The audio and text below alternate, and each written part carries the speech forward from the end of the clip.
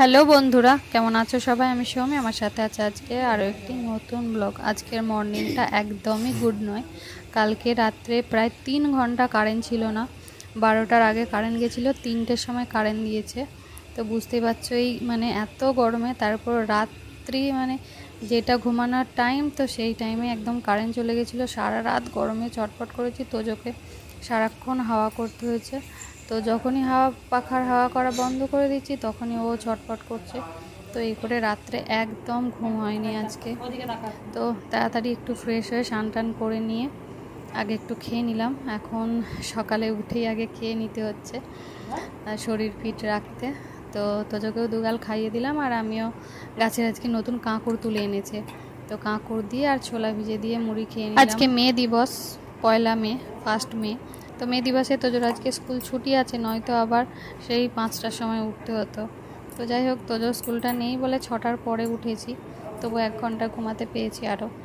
আর তোজো আজকে দেরি করে উঠেছি, এখন 7:30 মতো বাজে।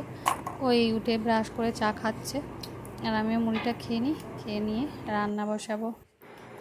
রান্না শেষ করে 2টো আম পোড়াতে দিলাম। আজকে বানাবো আম পোড়ার শরবত।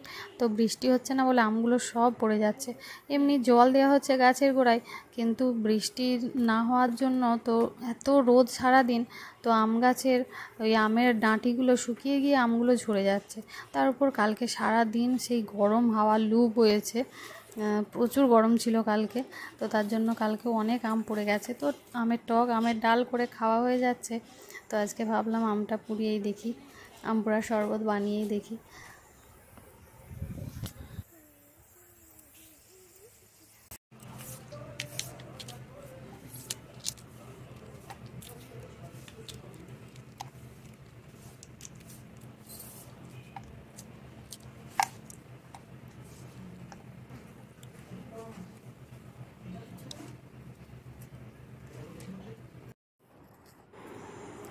আম পোড়ানোর পর একটু ঠান্ডা হতে দিয়েছিলাম, তারপর খোসাগুলো ভালো করে ছাড়িয়ে নিয়ে একটা পাত্রেতে দেখো জল দিয়ে আমটের আঁতিটাকে এভাবে বার করে নিচ্ছি এখন। আর এই শরবতটা খাওয়ার জন্য তোজো বললো, মা আমাদের যে নতুন গ্লাসগুলো আছে সেগুলো বার করো। তো বিয়েতে পাওয়া এই গ্লাসগুলো থেকে 2টো গ্লাস বের করে আনলাম শরবত খাওয়ার জন্য। আর তারপরে আমটা ভালো করে চটকে নিয়ে ছাঁকনিতে ছেঁকে নিচ্ছি এখন। আমার কাছে বড় ছাঁকনি নেই, বড় ছাঁকনি হলে ভালো হয়, তো এই ছোটো ছাঁকনিটা দিয়ে ছেঁকে নিলাম।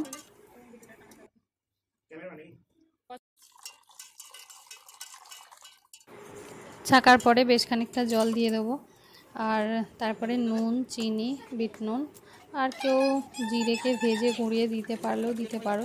তো আমার আর দেওয়ার টাইম ছিল না, কারণ ভাত খাওয়ার টাইম হয়ে যাচ্ছিলো। তো আমি নুন, চিনি আর ঠান্ডা জল দিয়ে চিনিটা গুলে রেখেছিলাম, চিনিটা গুলে ফ্রিজে রেখেছিলাম আর কি।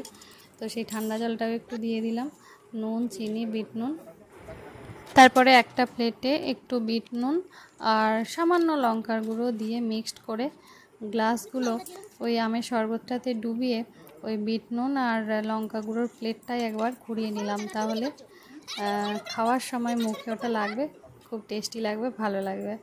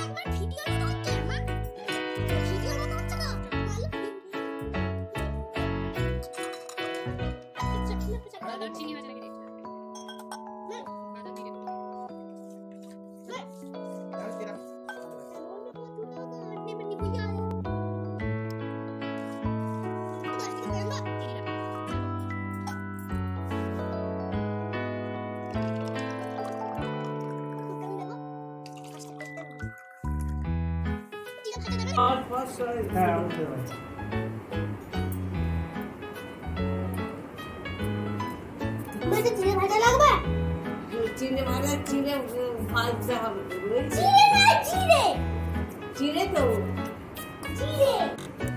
বন্ধ করো।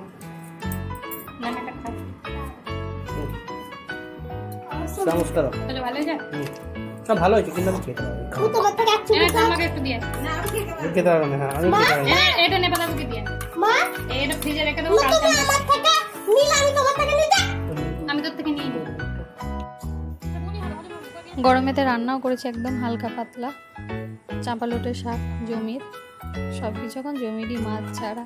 আর ঝিঙের একটা তরকারি করেছি, ঝিঙেও এখন হচ্ছে, আর কাঁকুড়ো হচ্ছে। তো ঝিঙের তরকারি আর আমের ডাল, আমের টক, গরমের উপযুক্ত খাবার। আর হ্যাঁ, সাথে বাড়ির তৈরি টক দইও আছে।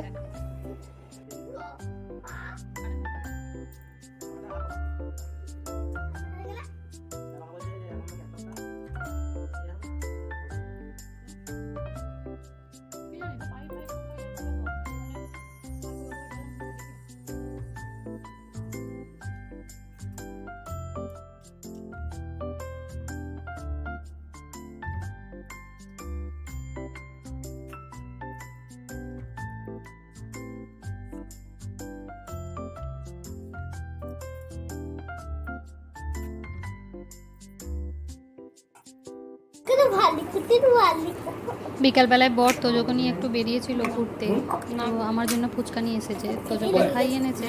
আবার তোজো আবার আমার কাছে বসে খাবে বলে বায়না করছিল, তোকে একটু বকুনি দিলাম, চলে গেল। তো মানে গরমের জন্যই ওকে খেতে দিলাম না, নয়তো 2-4টে খেত, কিন্তু একে ঝাল ফুচকা খেয়ে এসেছে, তো কীরকম গরম বুঝতেই পারছো, বাচ্চা ছেলে। তার উপর যদি আবার এখন খায়, পেট ছাড়তে বাধ্য, শরীর খারাপ করে যাবে খুব। সেই জন্য ওকে বকুনি দিয়ে একদম উঠিয়ে দিলাম, দিয়ে একদম 10 টাকার ফুচকা এনেছে, অল্প করেই এনেছে।